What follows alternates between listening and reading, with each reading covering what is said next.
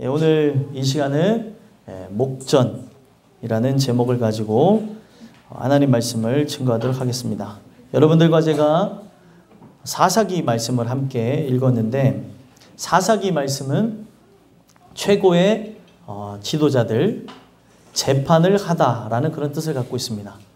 최고의 지도자들을 하나님이 보내시면서 사사기를 통해서 가르쳐 주시는 게 뭐냐면 이스라엘의 왕을 인정하라는 거예요.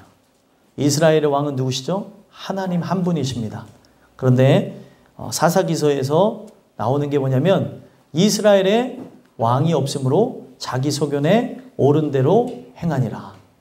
왕이 있었지만 왕을 인정하지 않았다는 거예요. 눈에 보이는 왕들을 요구하면서 그들은 몰락해가는 이야기가 사사기 이후부터 이제 등장하게 됩니다.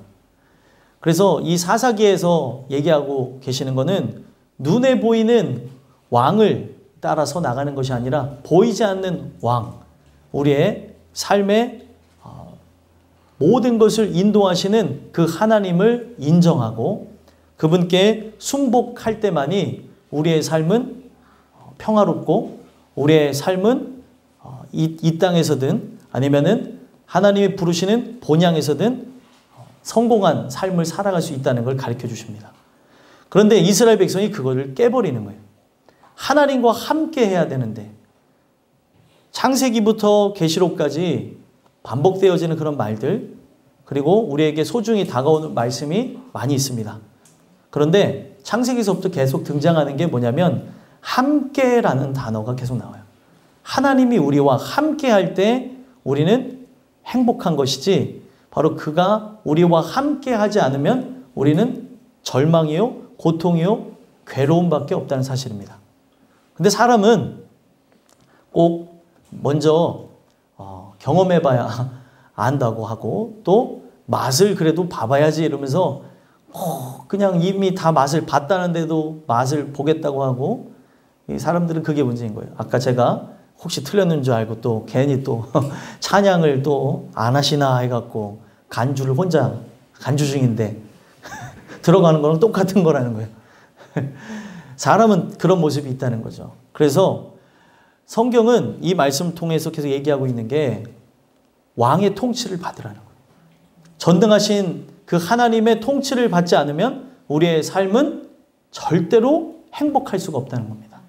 그래서 오늘 주시는 이 말씀을 통해서 저와 여러분이 하나님의 통치 안으로 들어감으로 하나님 한 분만으로 만족하시고 하나님을 통해서 어떤 상황 속에서도 기뻐하며 감사하는 복된 신앙인들이 되셨으면 좋겠습니다. 그래서 오늘 본문도 보시면 하나님께서 이 자기의 소견대로 옳은 대로 행하는 이스라엘 백성을 보면서 그들을 돌아오게 하시려고 고난이라는 것을 활용하세요.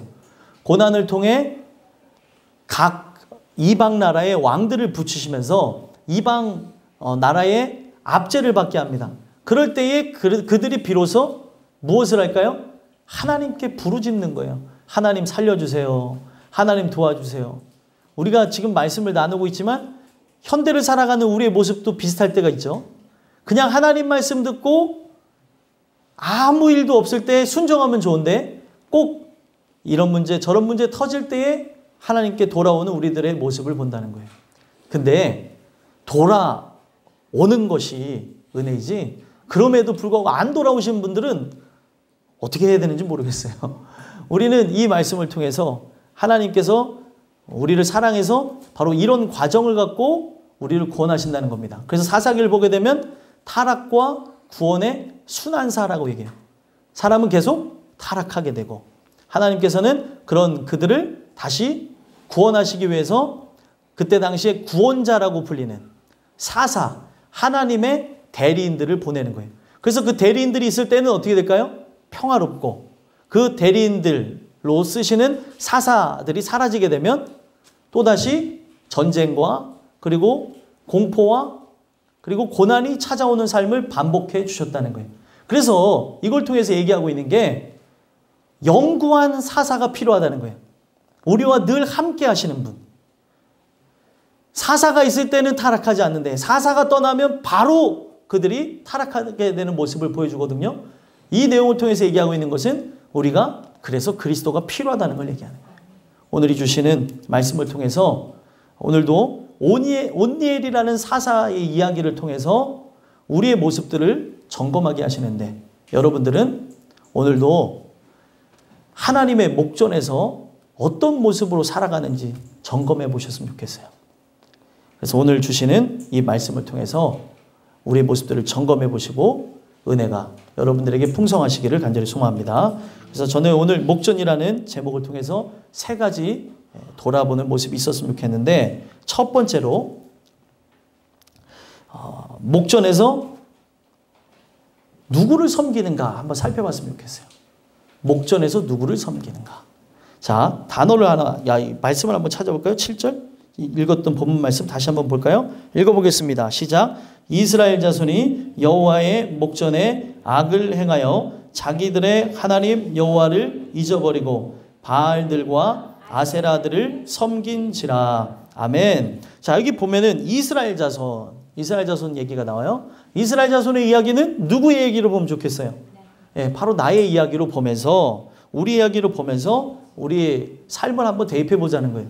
그러면은 이들이 누구의 목전에서 악을 행했대요? 여호와의 목전에서 악을 행하였다 이렇게 나와요. 목전이 뭐냐면 목전이라는 건 다른 게 아니에요. 눈을 부릅뜨고 있는 상황. 이게 아인이라는 단어에서 왔어요. 아인 비슷한 게 있죠. 아이. 이게 모든 그 언어의 근원이 히브리어하고 연관성을 갖고 있다고 합니다. 그러다 보니까 영어도 뭐 우리가 아는 그런 영어의 그런 단어까지도 이 히브리어에서 나오게 되는 걸 볼 수 있고 히브리어에서 나중에 이렇게 또 연관성을 가지고 여러 파생되는 언어 속에서 한국어하고도 비슷한 것들도 있어요. 참 재미나죠. 그러니까 온 세계 언어를 하나하나 연구하다 보면은 온 세계 언어가 하나였었다는 걸 얘기하고 바로 그 사건이 바로 성경에 기록되어졌던 걸 통해서 하나님이 바로 이 세상을 만드신 분이라고 하는 결론도 난다는 거예요. 이건 언어학자가 얘기한 거예요. 제가 얘기한 게 아니고. 언어학자가 봤을 때 이 세상의 언어는 하나였다고 그런 얘기들을 한다는 거죠. 그래서 이 목전이라고 하는 단어를 보면 바로 눈으로 보다라는 뜻을 갖고 있어요. 내 눈 앞에서 뭘 행했다는 거예요? 악을 행했다는 거예요. 그러니까 하나님이 보시는 앞에서 버젓이 보란 듯이 악을 행했다는 거예요. 어른들이 자주 사용하는 그런 단어가 있어요. 저놈 좀 봐라 이런. 예? 눈으로 보고 있는데도 버젓이 보란 듯이 죄악을 행하기도 하고 그리고 할아버지 할머니 말을 어기기도 하고 아버지 어머니의 말에 거역하는 모습을 본다는 거예요. 오늘날 나타나는 게 무엇입니까? 내 눈 앞에서 내 코를 비어가도 이게 신기한 일이 아닌 것처럼 되어진 시대가 되어졌다는 거예요. 여러 이야기들을 보게 되면 전 세계적으로 보게 되면 전 세계 정치, 경제, 사회, 군사 이르기까지 불안정한 모습을 봐요. 여러분들 뉴스를 보시면 뉴스의 그런 여러 경제면만 봐도 전 세계의 그 경제들이 막 오르락 내리락 하고 그리고 전 세계적으로 불안정한 모습을 본다는 거예요. 그런 상황 속에서 우리가 살아가고 있는데 지금 하나님이 나를 주목하고 있는 상황 속에서 살아가고 있는 거예요. 그런데 은혜가 충만하다면 하나님은 눈에 보이지는 않으시지만 존재하시는 분으로 또 이 세상을 만드신 분으로 우리와 함께 계시죠. 그래서 은혜가 충만한 사람은 하나님을 의식합니다. 그렇죠. 하나님을 의식하는데 은혜가 떨어지면서 나타나는 현상은 하나님을 의식하지 못해요. 자, 그런 현상이 바로 창세기에서도 나오는데 하나님과 함께 동행했던 아담과 하와가 선악을 알게 하는 나무를 먹은 뒤에는 그 하나님 앞에서 내가 숨을 내야 숨을 수 없는 존재임에도 불구하고 하나님이 부르시는 음성을 듣고 그 동산 나무 사이에 숨는 모습을 본다는 거예요.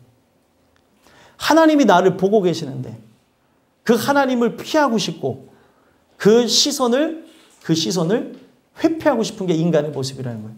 성경에 보게 되면 하나님이 내 눈을 바라보는 것, 하나님이 나를 바라보는 걸 싫어서 성경에 보게 되면 얼굴 낯을 피한다는 단어가 나와요. 낯을 피하여서 자기가 가고 싶은 대로 가는 인생들의 모습이 나온다는 겁니다. 왜 얼굴을 보기를 원치 않는다는 거예요? 그의 시선과 그의 말소리와 그와 함께하기를 원치 않는다는 거예요. 자, 그런 모습처럼 인간도 사람 얼굴 보기 싫다고 하는 그 내용 안에는 그 사람의 시선과 그 사람의 성품과 그 사람과 관계되어진 그런 부분들을 느끼기 때문에 얼굴 보기 싫다는 얘기를 합니다.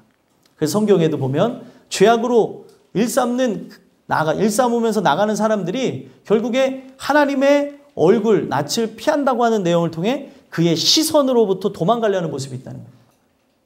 하나님의 시선으로부터 우리는 숨을 수가 없음에도 불구하고 자꾸 숨으려는 게 인간의 본성이라는 거예요. 그래서 여러분들과 저는 늘 하나님의 말씀으로 깨어 있어야 되는 게 뭐냐면 그의 시선을 느껴야 되는 거예요. 그가 나를 바라보고 계시고 지금 아무도 나를 바라보고 있지 않지만 사람이 없는 곳에서도 하나님은 나를 보고 계시고 또 천사들을 통하여서 나의 모든 일거수일투족을 또 기록하게 하시며 행위의 책이라는 게 있어요. 여러분들의 그 말과 행동을 기록하는 천사가 존재합니다. 그래서 그것을 기록했기 때문에 요한계시록에 보면 행위의 책이 있겠죠. 그래서 나의 행위들을 기록하는 천사들이 존재할 것으로 성경을 통해서 생각해 볼 수가 있고 오늘 나의 모든 부분 그런 부분들을 천사를 시켜서 기록을 하는 것으로 하나님이 아시는 게 아니라 하나님은 전지하시다 그러잖아요. 전지가 뭐냐면 모든 걸 다 안다는 거예요. 과거, 현재, 미래까지 그리고 나의 예측하는 모든 심리 상태까지 다 안다는 거예요. 내가 지금 이 자리에 앉아있는 목적이 뭔지 내가 지금 무슨 생각을 하고 있는지 내가 뭘 바라보고 있는지 하나님은 다 안다는 거죠. 그래서 이 내용을 통해서 얘기하고 있는 게 여기에 목전에서 악을 행하였다고 하는 이것은 그들이 이미 은혜가 상실되어지고 계속 그것이 익숙해지면서 이제는 무감각하고 무정한 상태가 되었다는 겁니다. 죄악이라는 게 어떤 거냐면 늘 말씀드리죠. 죄가 뭐라 그래요? 죄라고 하는 것은 먹물과 같아서 우리의 영혼 속에 침투해서 관영해버린다는 거죠. 관영은 쫙 퍼진다는 거예요. 먹물처럼. 그래서 처음에는 사람이 예배 예를 들면은 우리가 늦을 때도 있어요. 어쩌다가 늦는 거는 괜찮는데 우리가 계속 이게 늦다 보면은 이게 습관이 되어지거든요. 거기서부터 시작되어지는 거예요. 처음에 늘 이런 거에 대해서 신경 쓰시는 분은 내가 1분을 늦은 것도 되게 자존심 상해하고 내가 그렇게 한 것에 대해서 하나님께 죄스러워합니다. 예를 들면은 예배라고 하는 게 우리가 11시에 시작을 하고 있지만 예배는 항상 준비되어져 있는 거예요. 하나님 앞에 준비하는 우리가 집에서부터 나오는 모든 것에서부터가 예배가 시작이거든요. 그러면은 시작하면서 우리가 예배와 함께 들어올 수도 있겠지만 그런 부분에서 내가 자존심을 상하기도 하고 내가 하나님이 이게 우리가 일어나는 이유가 있어요. 예배 속에서 왜 다리가 아픈데 왜 일어나게 하지? 예배 정시에 시작할 때 하나님이 이 자리에 임재한다고 하는 그런 생각과 함께 일어나는 거예요. 눈에 보이진 않지만 하나님이 지금 우리의 회중 중에 임하셨다. 함께 하신다라는 생각 속에서 일어나는 제스처를 취하는 거예요. 행위가 중요한 건 아니죠. 그런데 행위가 중요하지 않다고 해서 모든 나의 삶의 교양과 그리고 나의 삶 속에 있는 그런 규모 있는 삶을 잃어버린다면 문제가 있다는 거예요. 오늘 우리의 삶 속에 영적인 거는 여러분들 어떤 식으로 무너지는 거냐면 조금씩 무너지는 거예요. 마귀가 그런 식으로 타고 들어와서 나중에는 조금씩 늦었을 때는 그것 때문에도 마음이 괴로웠었다가 사람이 계속 늦는 게 습관이 되어질 때가 있어요. 그러다 보면 한번 빠질 수도 있고 그 빠지게 된 것 때문에도 처음에는 괴로워하다가 2번, 3번 빠지면 제가 목회하면서 느끼는 거는 연속 3주 이상 빠졌는데 돌아온 사람은 정말 특별한 은혜를 받았다고 저는 생각을 해요. 그만큼 사람이 교회를 안 나오는 것이 익숙해지다 보면 다시 나오는 게 쉽지가 않다는 거예요. 사람을 보는 것도 어렵기도 하고요. 내가 이 교회, 우리 교회고 하나님이 통치하시는 교회지만 예배드리는 것도 어렵다는 겁니다. 제가 왜 이런 불편한 이야기를 하냐면 내가 하나님께 예배하는 모습들, 하나님이 나를 보고 있는데 한 번만 생각해 보자는 거예요. 한 번만. 세상에 유명한 사람이 온다 하더라도 유명한 사람이 올 때 기립합니다. 준비해 놓고 먼저 와서 준비를 한다는 거예요. 그래서 나쁜 말이에요. 잘못된 말이지만 준비 찬양이라는 단어들을 사람들이 만들어 버렸습니다. 준비 찬양은 아니에요. 우리가 하나님께 찬양하면서 그때부터 시작하지만 정시에 11시에 11시에 예배가 시작된다는 것을 정해 놓으면서 우리가 하나님과 함께 나간다고 하는 그런 생각으로 예배가 시작되어지는 거예요. 근데 우리가 계속 조금씩 이것 한다 저것 한다 뭐 한다 하면서 익숙해지다 보면은 우리가 하는 이 모습 속에서 예배가 예배처럼 되어지지 않는다 하더라도 나중에 인식을 못하는 거예요. 만약에 우리가 이 상태로 계속 이렇게 지내면서 나가면서 우리의 모습은 지금 아름답지만 우리가 여기에 모습이 이제 무너진 상태에서 다른 사람들과 함께 섞여버리면 다른 사람들이 우리를 볼 때 대단하게 볼 수도 있고 반대로 문제가 좀 있구나라고 볼 수도 있다는 겁니다. 그만큼 우리가 생활하게 되면서 익숙해지는 게 내가 지금 어떤 행동을 하는지도 모른 채 하는 경우도 있다는 거예요. 이게 되게 중요한 겁니다. 오늘 우리의 삶 속에 우리의 그 익숙해져 가는 게 얼마나 무섭냐면 내가 지금 어디에서 어떤 행동을 하는지조차 모르고 할 수 있다는 거예요. 이게 집에서 하는 행동인지 교회에서 하는 행동인지 그리고 하나님이 지금 이 자리에 함께 입회하셔서 지금 이 모든 것을 주관하고 있다는 것을 내가 느끼고 하는 행동인지 이걸 망각한 채 하는 행동인지 생각해 볼 필요가 있다는 겁니다. 저는 오늘 이 주시는 말씀을 통해서 섬기는 대상이 바로 하나님이신데 지금 내 목전에서 지금 여호와의 목전에서 하나님이 바라보는 그 목전에서 하나님의 눈앞에서 지금 하나님을 섬겨야 되는데 누구를 섬기고 있다는 거예요. 여기 보면은 바알과 아세르를 섬긴지라 이렇게 얘기한 것처럼 오늘 우리가 하나님을 섬겨야 되는 게 당연함에도 불구하고 다른 존재들을 섬길 수 있다는 겁니다. 여러분들 이게 어떤 식으로 차고 들어오는지 제가 먼저 그렇게 익숙해져 가는 것을 통해서 얘기했는데 말씀을 통해서 하나만 보면은 6절 읽어볼까요? 6절 읽어보겠습니다. 읽겠습니다. 시작. 그들의 딸들을 맞아 아내로 삼으며 자기 딸들을 그들의 아들들에게 주고 또 그들의 신들을 섬겼더라. 아멘. 지금 문제가 어떤 식으로 들어왔어요? 아들이 예를 들면 아들을 뒀는데 아들이 지금 이방 신을 섬기는 집에 딸을 사랑한다는 거예요. 그래서 허락하면 안 되는데 율법을 통해서 보면 허락하면 안 되는데 너무 사랑한다고 하니까 덜컥 허락해버렸어요. 그래서 허락하면서 이방신을 섬기는 며느리가 들어온 거고 또 이방신을 섬기는 사위가 들어오게 되면서 여기서부터가 시작이 되는 거예요. 밥 먹는 문화도 틀리고요. 기도하는 것도 틀리고 모든 게 다 틀려요. 그러면서 서로가 눈으로 보고 서로 교감하면서 죄악들이 조금씩 타고 들어오면서 나를 잠식시켜 가는데 내가 어떻게 무너져 가는지 알지 못한 채 내가 지금 얼마만큼 추락하는지 느끼지도 못한 채 망가져가고 그리고 죄악으로 나가고 있었다는 거예요. 문제는 바로 이방 민족들과 통혼을 했다는 거예요. 이방 민족하고 결혼하면 안 돼요. 근데 이방 민족하고 지금 저놈이 죽겠다고 하면서 막 예를 들면 나 죽어버릴 거야 막 이렇게 왔다고 생각해 보세요. 극단적인 상황을 한번 생각해 보자는 거예요.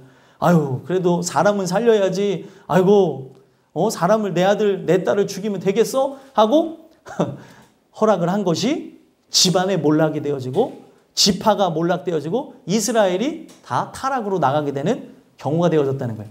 그래서 하나님은 하나님의 뜻을 잘 알자고요. 하나님의 뜻을 알게 되어지면 하나님은 누구보다도 나를 사랑하시는 분이라는 건 하나님 입장에서 생각해보고 나를 사랑하는 입장에서 한번 생각해보자는 거예요. 그래서 하나님은 어떻게 하려고 했어요? 이방 민족을요? 이제 좀 우리 말로 하기 어렵지만 다 죽이라고 했어요.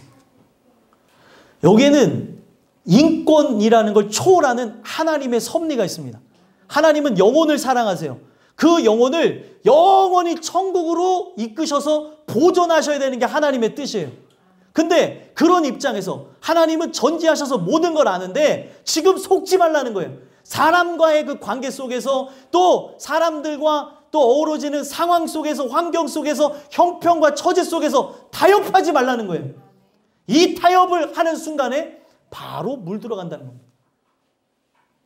천리길도 한 걸음부터 시작하는 거예요.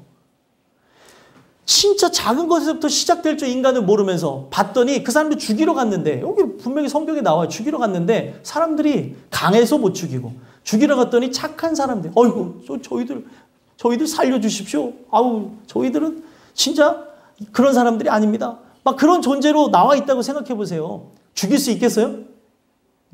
말씀에 진짜 미친 사람만 감정을 배제한 채 죽일 수 있죠.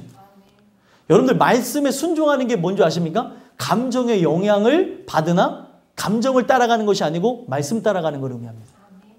레위인들이 칼로 망하여서 썼다가 다시 칼로서 바로 흥하게 되어진 이유가 그 칼로서 자기의 바로 여동생을 겁탈한 것을 복수하려고 다른 지파의 그 사람들을 다른 지파가 아니고 다른 부족의 사람들을 다 죽였다는 거예요. 얼마나 싫었으면은 우리 부족과 결혼하려면 할례를 해야 된다고 하면서 할례를 행할 때 가서 다 죽였다는 거예요. 그랬더니 나중에 야곱의 마음도 불편하고 그 야곱의 마음이 누구의 마음이었어요? 하나님의 마음이었기 때문에 바로 그들에 대해서 저주가 나옵니다.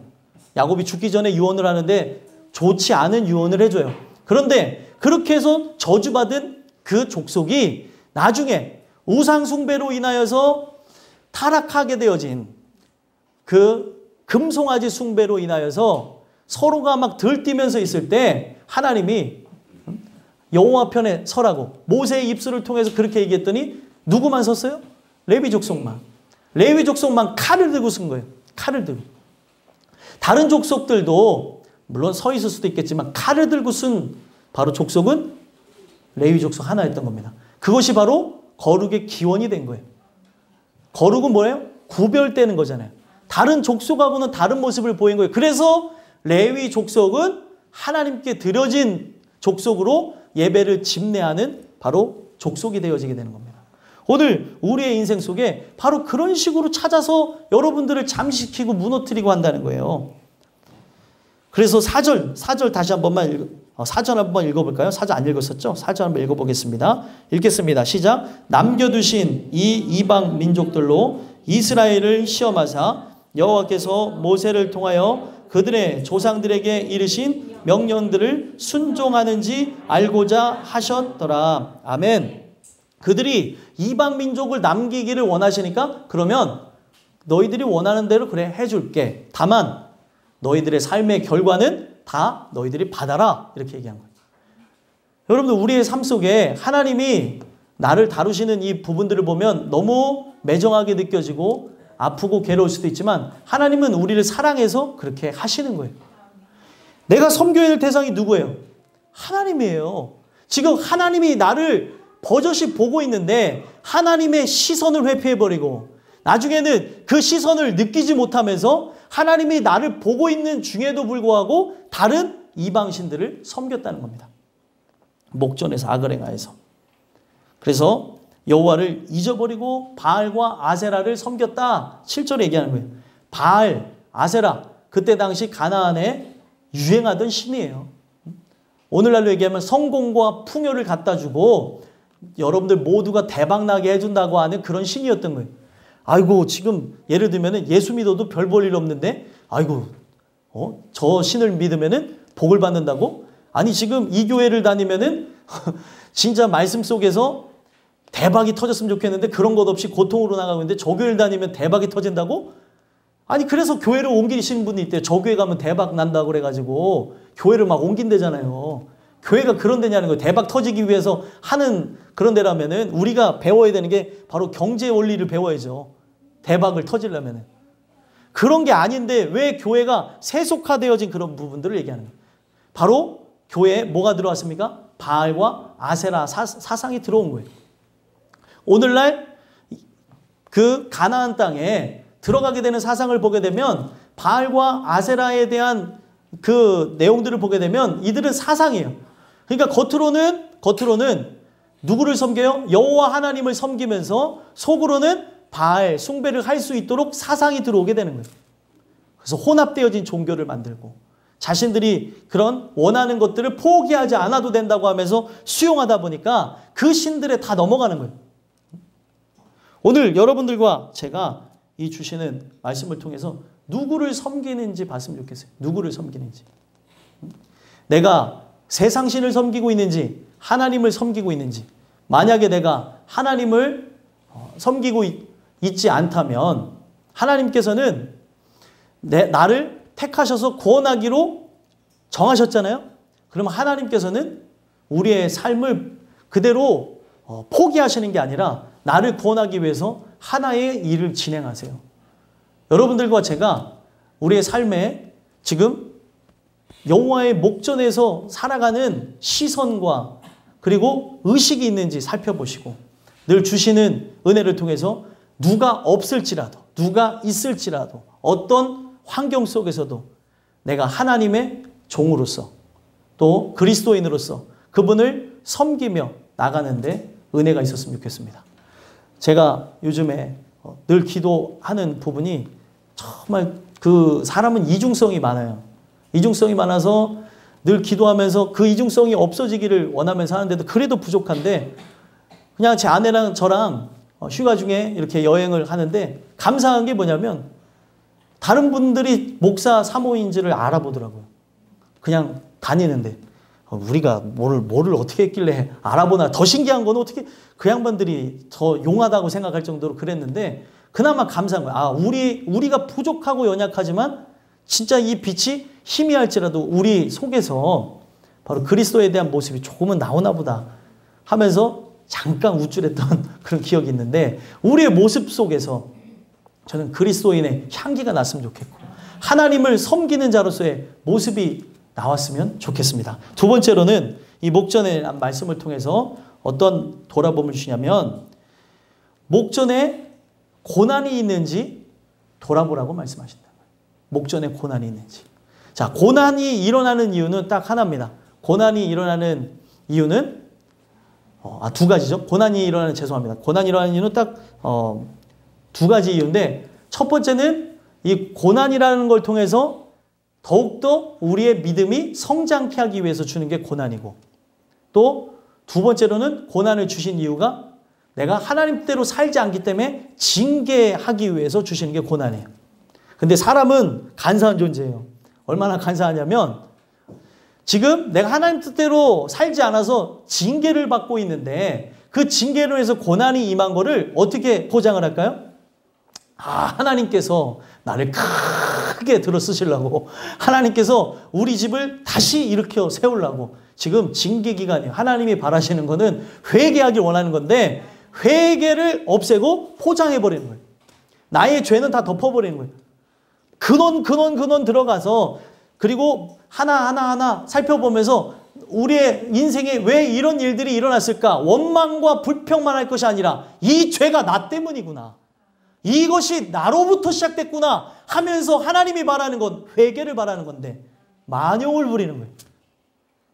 만용을 부리고 그리고 하나님이 올라가라 할 때는 안 올라가고 올라가지 말라고 하면 올라가는 그 모습. 그래서 제가 이 부분을 갖고 만용이 이런 거다라고 하면서 설교를 했더니 박 목사님네 아이들이 싸울 때 되게 은혜롭게 싸워요. 예준이가 말을 안 들으니까 예은이가 네 별명은 오늘부터 만용이야. 박만용아. 깜짝 놀랐어요. 야 이게 무슨 소리야 했더니 얘가 맨날 그렇게 청개구리처럼 말을 안 듣잖아요. 그랬고 만용이라고 하면서 그랬더니 알았어. 박만용 누구예요? 예요 이러잖아요. 이 진실을 얘기하는 거예요 제가.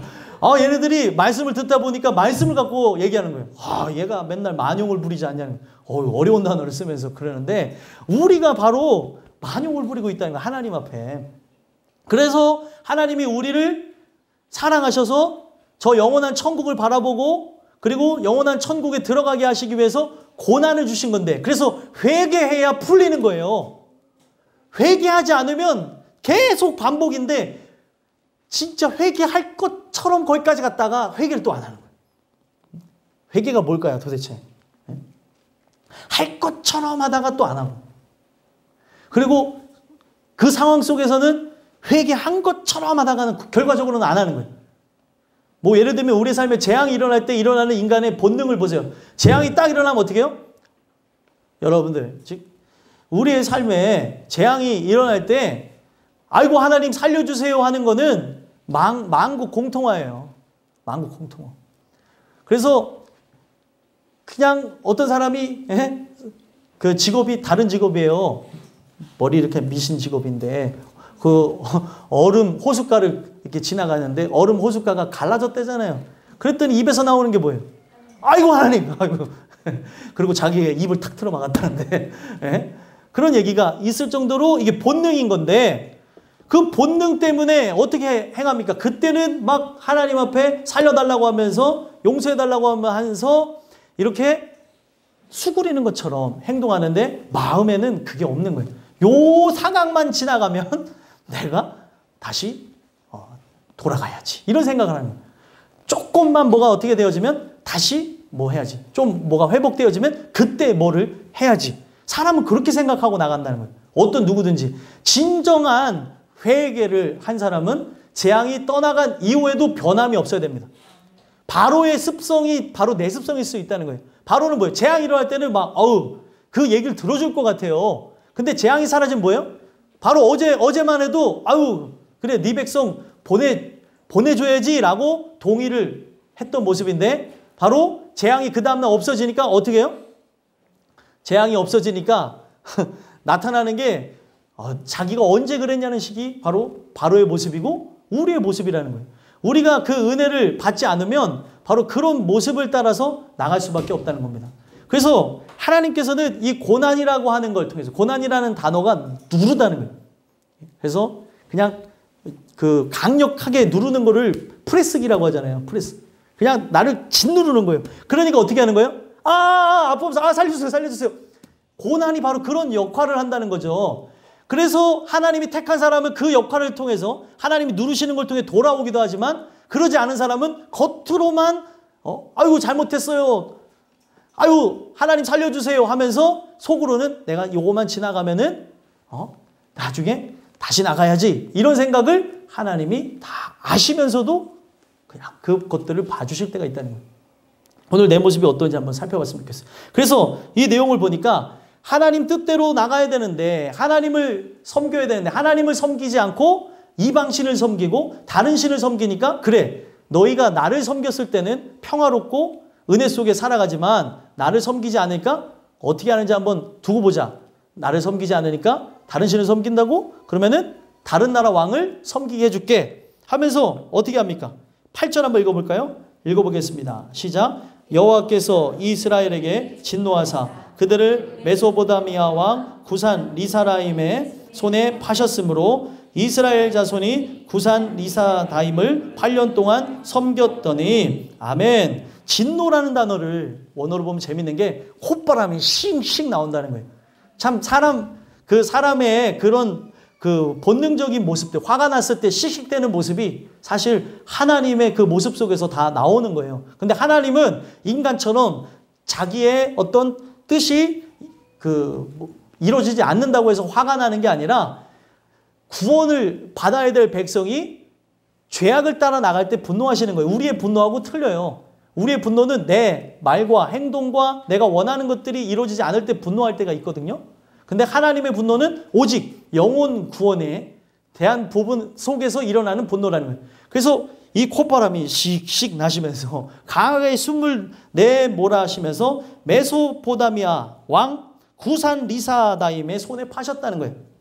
구산 리사다임은 바로 구산 지역에 그 왕인데 리사다임의 뜻이 어떤 뜻을 갖고 있냐면 더 악한, 구산의 더 악한 왕이라는 뜻입니다.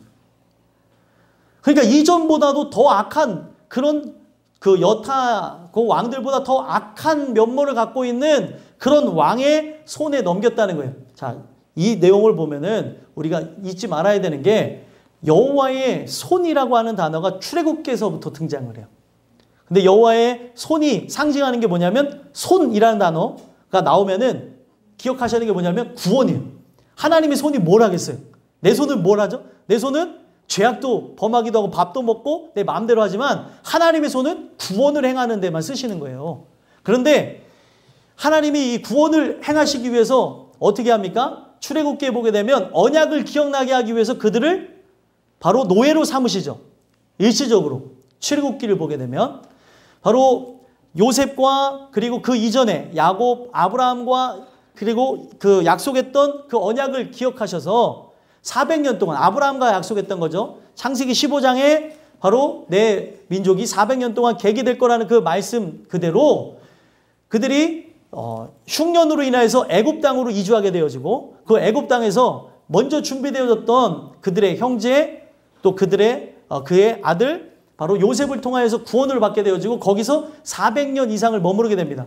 그런데 400년 이상이 됐으면 이제 나가야 될 때가 됐는데 그거에 대해서 감각을 잃어버린 거예요. 그냥 풍요와 그리고 환락 속에 살아가다 보니까 내가 누구인지를 잃어버리니까 하나님이 그들의 정체성을 일깨우시기 위해서 노예로 삼으시는 거예요.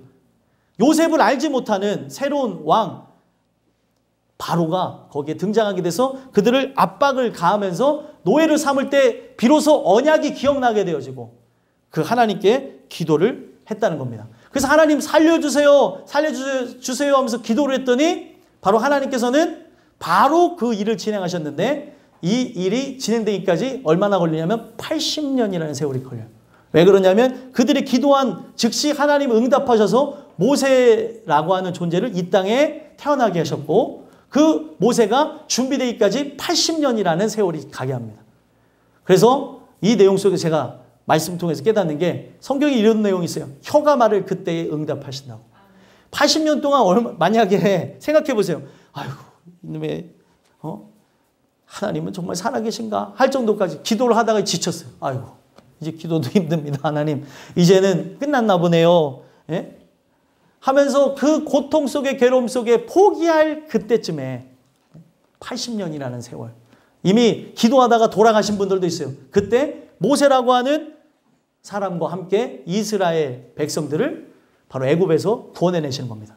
그래서 하나님이 그들을 노예로 만들었다가 그들을 구원하실 그때에 바로왕의 손에서 구원할 때 내 백성이라는 거 하나님이 얘기하는 거는 내 백성인데 왜 네 백성이라고 하냐는 거예요. 내 백성이니까 보내라 그랬더니 바로는 자기는 진짜 왕인 줄 착각하고 있는 거죠. 진짜 왕은 누구세요? 하나님인데 그 하나님을 인정하지 못하니까 하나님과 함께 대항하면서 힘겨루기 하면서 있으니까 하나님께서 재앙을 일으키면서 항복하게 하시면서 그들을 권하실 때 등장하는 단어가 바로 여호와의 손입니다. 그 손으로 구원을 하셨다는 거예요. 그래서 하나님의 손이 그들을 이끌고 나갑니다. 바로 이 손은 목자를 상징하는 거예요. 목자의 손은 어떨까요? 양을 치기 위해서 아주 두텁고 그리고 삶의 풍파를 맞은 손이 되어져 버렸다는 거죠. 어떤 분이 어떻게 하다 제 손을 보더니 어머 고생은 하나도 안 했네. 맞아요. 부끄럽더라고요. 손이 어쩜 저보다 더 이뻐요. 아유 그래요. 맞아요. 예. 근데 이 목자의 그 손을 보게 되면 그 광야에서 양들을 치고 또 심지어 어떻게 합니까? 들짐승하고도 싸우다 보니까 손이 아주 거칠게 되어졌다는 거예요. 하나님의 손을 바로 그 목자의 손에 비유하면서 죄악으로부터 구원해 내셨다는 거예요. 그래가지고 그들을 하나님께서 가나안 땅에 그렇게 들어가게 하셨는데 하나님을 배반함을 안 되는 그들이 배반하면서 나가니까 여기 나오는 단어가 뭐예요? 메소보다미아 왕 구산 발음이 안 돼. 리사다임의 손에 파셨다는 거예요. 손이라는 단어를 일부러 언급한 겁니다.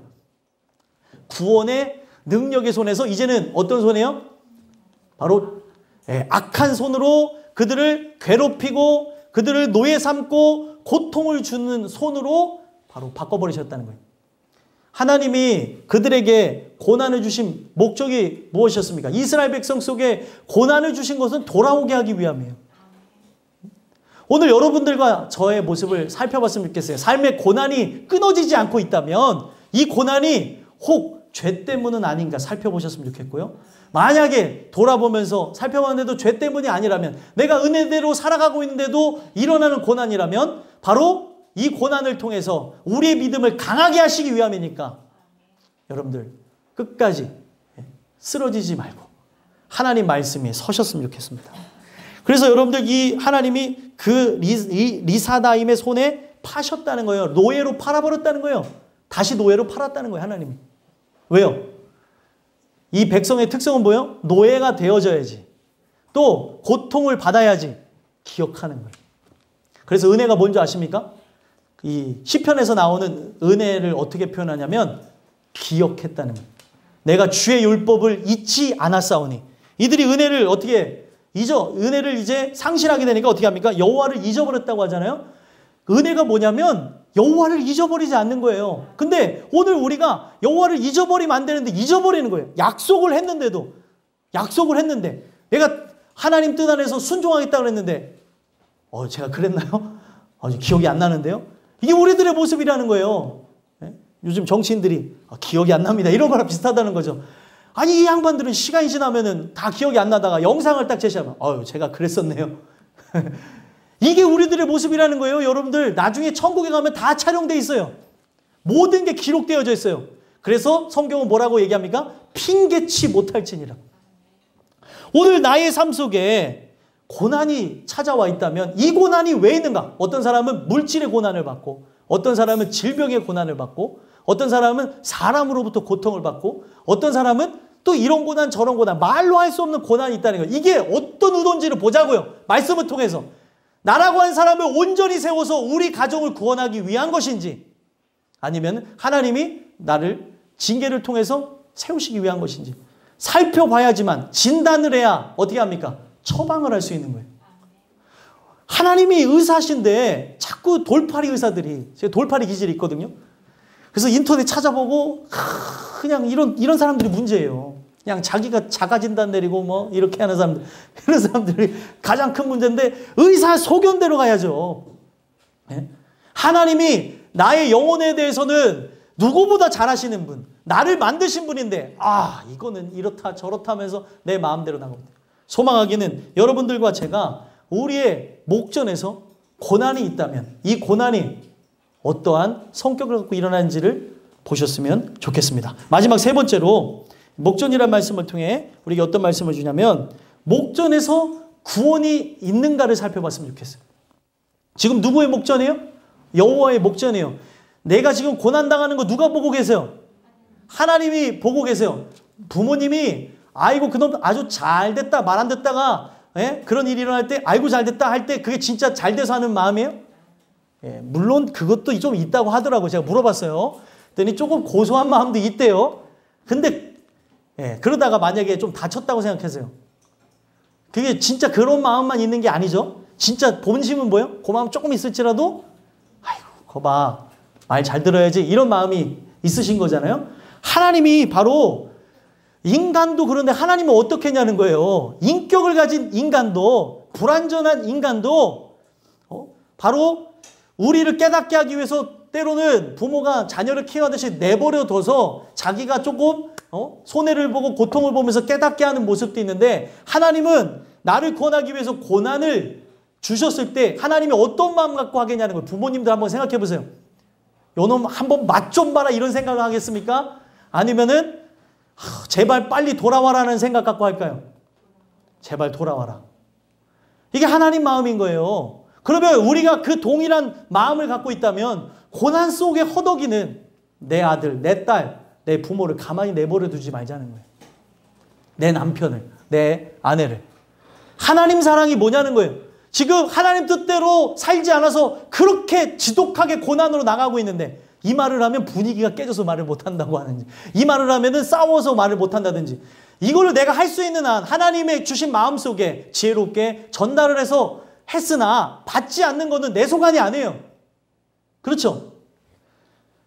오늘 거두시는 분, 씨를 뿌리는 거는 우리가 하는 거고 거두시는 분은 하나님이 하는 거예요. 그러면 오늘 우리의 삶 속에 해야 되는 거는 내가 진짜 분위기 파악을 못해서 또 이런 부분 속에서 진짜 눈치가 없어서 그런 게 아니라 영원 사랑의 마음이 있다면 저 사람에게 영혼의 시계가 머리에 있다면 참 좋겠어요. 아, 저 사람 50분 남았구나. 아, 50년 남았구나. 그러면 그걸 보면서 사람들이 대처할 수가 있을 텐데 그런 게 아니잖아요. 저 사람에게 남은 시간은 지금 바로 1시간밖에 없을 수도 있다니까요. 그러니까 이런 마음에 대해서 들끓었기 때문에 사도들이 나가서 그렇게 열정적으로 자기의 생명을 다해서 복음을 전한 겁니다. 그러면 그런 성령이 오늘 나에게 오셨다고 한다면 다른 사람에 대해서 고사하고 우리 집안 사람부터 보자는 거예요. 오늘 집안 사람들부터. 죽어가는 사람들, 내 아빠, 내 엄마, 그리고 내 남편, 내 아내, 내 자녀, 할아버지, 할머니, 내 손주 한번 보자는 거예요. 지금 어디로 향해서 나가냐면 하나님이 필요한 건 뭐예요? 구원이에요. 구원. 그 사람은 모를 수 있어요. 말씀을 듣는 사람만 이 상황이 고난이구나. 이 상황이 하나님이 돌아오게 하기 위해서 그러는 거구나 라는 걸 아는데 말씀을 듣지 않으면 지금 하나님이 저를 구원하기 위해서 지금 행동하시고 일하시기 위해서 저런 일을 하고 있는데도 전혀 모를 수 있다는 거예요. 지금 세상에 완전히 빠져 있고 그리고 어둠이 장악한 그들에게 빛의 말씀을 주라는 거예요. 그래야 그 얘기를 들어보면서 내 삶이 이렇게까지 나락으로 떨어지고 빛이 없는 것 같고 내가 왜 사나? 내 생에 대해서 포기하고 싶을 정도까지 그런 나락으로 떨어지고 고통이 일어나는 이유가 이것 때문이구나 느끼게 하셔야죠. 오늘 우리가 해야 될 역할이 바로 그런 역할이라는 거예요. 그래서 하나님은 사사를 붙이세요. 이들이 진짜 고난과 역경 속에 들어가니까 그제서 어떻게 해요? 살려달라고 하는 거예요. 9절 한번 읽어볼까요? 9절 읽어보겠습니다. 시작. 이스라엘 자손이 여호와께 부르짖음에 여호와께서 이스라엘 자손을 위하여 한 구원자를 세워 그들을 구원하게 하시니 그는 곧 갈렙의 아우 그나스의 아들 온니엘이라. 아멘. 자, 이 사람의 그런 기본 심리가 있어요. 고통이 딱 따르니까, 고난이 따르니까 어떻게 해요? 부르짖어요, 하나님. 아유, 도와주세요. 심지어 교회를 못 나오시는 중에도 고난과 고통 속에 하나님을 부르짖는 분들이 있을 수 있죠. 그런 분들에게 빛의 말씀을 주라는 거예요. 또 그렇게 부르짖음이 그냥 한탄에서 그치고 내가 지금 오늘도 괴로워하며 아파하면서 하나님께 영혼이 절규하고 있는데 자기가 이걸 인지를 못할 수 있어요. 그런 이들에게 너 힘들지 않니? 너 어렵지 않니? 너 고통스럽지 않니? 아버지, 어머니, 여보. 그리고 하면서 얘기를 하는 거예요. 우리의 삶이 이런 이유가 하나님을 떠나서 그렇다. 돌아와라. 너에게 있는 시간이 내가 얼마 있는지를 모르겠다. 하나님이 바라시는 게 이거라는 거예요. 오늘 인생 속에서 정말 하나님 사랑으로 내가 가득 찬 사람이라면 내가 뭐를 해야 되는 게 정말 맞는지 한 번만 생각해 보자는 거예요. 이 세상은 물질 논리로 돌아가죠. 그리고 돈의 관념으로 돌아가는데 돈이 전부가 아닌데 돈의 노예로 팔려서 또 사람에게 속아서 그렇게 고통받아하는 그들에게 또 환경의 노예가 돼서 살아가는 그들에게 깨어나게 해줘야 되는 게 바로 말씀이라는 거예요. 그래서 이들이 지금 부르짖고 있는 거예요. 그 부르짖음이 하나님을 향해서 가고 있기 때문에 내가 지금 이 부르짖음이 어디를 향해 있는지도 모르고 영혼의 절규가 나오고 있는데 그걸 인지를 못하면서도 막 힘들다, 어렵다. 이거 누구한테 하는 얘기예요? 아이고 힘들어. 누구한테 하는 얘기 같아요? 예? 사실 본능적으로 따지고 보면 알고 힘들다는 하나님한테 하는 얘기예요. 힘들어 죽겠다. 그래서 하지 말라는 이유가 성경에서 한숨을 쉬지 말라 그래요. 왜 그런 얘기가 나오냐면 이게 누구한테 하고 있는 거예요? 하나님. 모든 걸 누가 주관하고 계세요? 하나님 주관하고 있잖아요. 그러니까 아이고 힘들어 죽겠네. 아이고 참 인생이 참 뭐냐. 그러면은 혼잣말을 했지만 이거 누구한테 하는 얘기예요 지금? 하나님 앞에 하는 줄 모르고 지금 불평 불만 하면서 살아가는 사람이 그렇게 수두룩 빽빽하다는 겁니다. 내가 그럴 수도 있고 내 주변 사람들이 그럴 수 있다는 거예요. 그러면서 부르짖어서 막 하나님 도와달라고 그들의 영혼은 부르짖으나 육은 인지하지 못해서 그렇게 하게 되어질 때 여러분들이 해야 될 게 뭐예요? 바로 사사들처럼 그 자손을 위하여서 구원자를 세워 바로 그들을 구원하셨던 것처럼 하나님이 여러분들을 세워서 구원하실 수 있다는 거예요. 내가 바로 사사로서 역할을 감당해야 되고, 내가 바로 나에게 먼저 구원이 임한 자로서 그들에게 진리를 알지니 진리가 너희를 자유케 하리라. 자유함이 뭔지를 가르쳐줘야 된다는 거예요.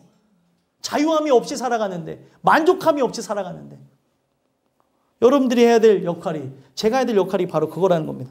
그래서 하나님은 이런 과정을 나에게도 허락하시고 모든 인생들에게 하나의 패러다임처럼, 하나의 과정처럼 만들어 놓으셨다는 거예요. 이 과정이 없이는 하나님께 돌아오는 일이 없다는 거예요. 누가 돌아왔다고 하는데 그 사람이 죄인 되어진 심정 없이 돌아왔다면 가짜예요. 교회만 다니는 사람인 거죠. 오늘 우리 인생 속에 돌아봐야 될 그런 내용들이 많다는 거예요. 나도 그렇고 내 주변 사람들도 그렇고 모든 사람들이. 그래서 결국에 한 구원자를 세워서 구원하게 하셨다잖아요. 여기서는 이 구원자가 뭐예요? 모형이에요, 모형. 그래서 이 구원자 온니엘이 있을 때는 어떻게 합니까? 이 구산, 그 리사다임을 물리치고 하나님만을 섬기게 하고 어떻게 합니까? 11절 보니까 평온한 지 40년 동안 바로 이 온니엘이라고 하는 사사가 살아있을 때에는 계속 평온함이 있었다는 거예요. 바로 여러분들이 그런 역할을 해야 되는 거예요. 저분을, 내가 교회 나온 이유는 저분 때문입니다. 그러면 여러분들 반은 성공한 거예요? 근데 거기서 이제 어디로 나가야 돼요? 너가 교회 나온 데서 나를 보고 나왔을지라도 바로 너가 예수님을 만나기 원한다. 나는 너의 그 안내자일 뿐이지 보호자는 주님이시다. 이렇게 하면서 연결고리가 되어져야 된다는 거예요. 사람은 아주 본능적이어서 사람을 따라가고 그리고 내 좋아하는 것을 따라서 살아갈 수밖에 없거든요. 그런 그들에게 여러분들이 보호자가 되지 마시고 안내자로서 인도하라는 거예요. 영구한 사사, 그리스도가 함께해야지만 우리가 평온한 것이지 나는 언젠가 사라질 존재예요. 부모도 언젠가 떠날 존재고 우리 사랑하는 이들도 늘 함께 할 수 있었으면 좋겠지만 영원히 함께하면 좋겠지만 물론 천국 가서는 함께 하겠지만 이 땅에서는 분명히 이별이라는 게 존재할 수 있다는 겁니다. 그래서 그 영구한 사사가 되는 그리스도를 만나야 진정한 구원을 얻는다는 것을 얘기를 하셔야 된다는 거예요. 내가 사랑으로 할 때 이게 육신의 사랑인지 영혼의 사랑인지 보자는 거예요. 내가 예를 들면은 대접하고 입혀주고 마시게 하고 또 함께 교제하고 하는 부분 속에서 가장 중요한 예수라고 하는 것이 빠졌다면은 그냥 세상적 사랑만 충만한 거예요. 그냥 본능에 충실한 사랑을 내가 하고 있는 거예요. 본능을 초월한 바로 아가페적인 사랑이 내 안에 들어와 있는지 한번 살펴봤으면 좋겠어요. 내가 말하는 족족 무엇을 하고 있는지. 나를 섬기게 하려는 게 목적인지 하나님을 섬기게 하려는 게 목적인지를 보자는 거예요. 사람들과의 관계 속에서. 사람은 그런 존재라니까요. 나를 섬기게 하려고 그러고 나를 보게 하고 나를 좋은 사람으로 만들고 있는데 그게 아니라 그리스도를 바라보게 해야 된다는 거예요. 그분만이 한 구원자가 될 수 있어요. 오늘 여러분들과 제가 그런 역할을 감당했으면 좋겠습니다. 그래서 이 구원이라는 단어 마지막으로 한번 살펴보면 이 구원이라는 단어가 뭐냐면 바로 열려지다. 이 구원 안으로 들어가게 되면 구원으로 들어가는 문 자체는 분명히 좁은 문이고 그리고 좁은 길이죠. 하지만 구원으로 들어간 사람은 성경에 표현할 때 이 단어를 봤더니 넓게 열려져 있다고 얘기해요. 구원받는 사람에게는 이거를 시온의 대로라고 표현합니다. 오늘 여러분들과 제가 바로 그런 자들이 됐으면 좋겠어요. 결국에 하나님이 함께 하셔서 어떻게 합니까? 이 사사 온니엘을 보내가지고 구원을 일으키셨죠. 지금 이러한 부르짖음들이 여러분들은 인지하실 수도 있고 혹 인지 못할지라도 여러분들 주변에 아직 그리스도께로 나온 사람들이 부르짖고 있습니다. 내가 지금 구산왕 리사다임으로부터 이렇게 고통받고 있습니다 하면서 하나님께 계속 한숨 짓고 하나님께 자기도 알지 못한 채 기도를 하고 있다는 거예요. 택한 사람이라면. 여러분들이 이 말씀을 듣고 여기서 머무르지 마시고 예배가 끝난 다음에 여러분 사랑하는 이들에게 죄악으로 나가는 그들에게 하나님과 함께 있어야 될 그들에게 바로 구원의 길을 열어주셨으면 좋겠어요. 안내자로서. 내가 할 수 있는 건 안내자. 그 역할밖에 없습니다. 그래서 오늘 이 주시는 말씀을 통해 내가 이걸 할 수 있는 건 뭐예요? 구원 받은 사람만 할 수 있어요. 구원 받은 사람만이 이 심정을 느낄 수 있고 구원 받은 사람만 그리고 이거에 대해서 알아가는 사람 진가를 이제 체험한 사람만 이 부분 속에서 순종하며 나갈 수 있다는 거예요. 여러분들이 순종하고 하나님 대로 나가는 존재로서 여러분들 통해서 돌아오는 수많은 사람들이 있게 되기를 간절히 소망합니다.